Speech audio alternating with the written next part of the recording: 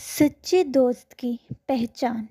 बहुत समय पहले की बात है। दो दोस्त अच्छे मित्र राम और श्याम एक घने जंगल में से गुजर रहे थे।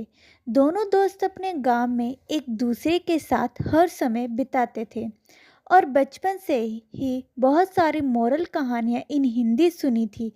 ये कहानियाँ उनकी मित्रता की नींव थी। वे एक दूसरे से वादा किया करते थे कि चाहे परिस्थिति कैसी भी हो, वे हमेशा एक दूसरे के साथ देंगे। एक दिन उन्होंने सोचा कि क्यों न एक सहायक यात्रा पर निकला जाए। इस प्रकार वे दोनों जंगल की ओर चल पड़े, जहां उन्होंने सुना था कि कई रहस्यमयी चीज़ें होती है। चलते चलते वे जंगल के बीचों बीच पहुंच गए, जहां पेड़ इतने ऊंचे थे कि सूरज की रोशनी भी मुश्किल से धरती तक पहुंच पाती थी। राम और श्याम ने इस रोमांचक यात्रा में कई खूबसूरत नज़ारे देखे और कुछ यादगार पल बिताए। जैसे जैसे वह गहराई में जाते गए, अचानक उन्हें एक खतरनाक भालू दिखाई दिया। भालू को देखते ही दोनों के दिल की धड़कन तेज हो गई। श्याम, जो पेड़ पर चढ़ना जानता था, जल्दी से एक ऊंचे पेड़ पर चढ़ गया। उसने एक बार भी नहीं सोचा कि उसका दोस्त राम खतरे में पड़ सकता है।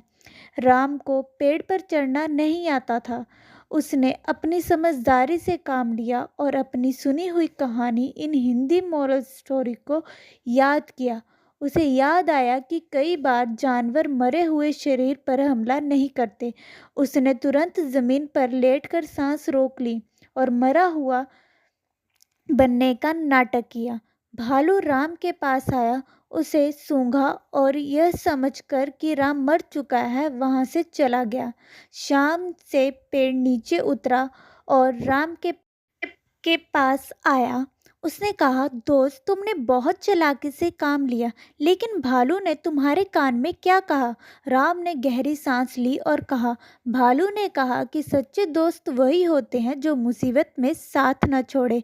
इस अनुभव ने राम को यह सिखाया कि दोस्ती सिर्फ नाम की नहीं होती, बल्कि यह ऐसा बंधन है जो कठिन समय में परखा जाता है। इस हिंदी कहानी विद मोरल ने राम को यह सिखाया कि सच्चा दोस्त वही है जो संकट के समय में आपका साथ खड़ा रहे। गांव लौटने पर शाम राम ने इस कहानी को अपने गांव के बुजुर्गों और बच्चों के साथ साझा किया। यह best story in Hindi with moral बन गई, जिसे सुनकर गांव के लोगों ने दोस्ती की सच्ची परख को समझा।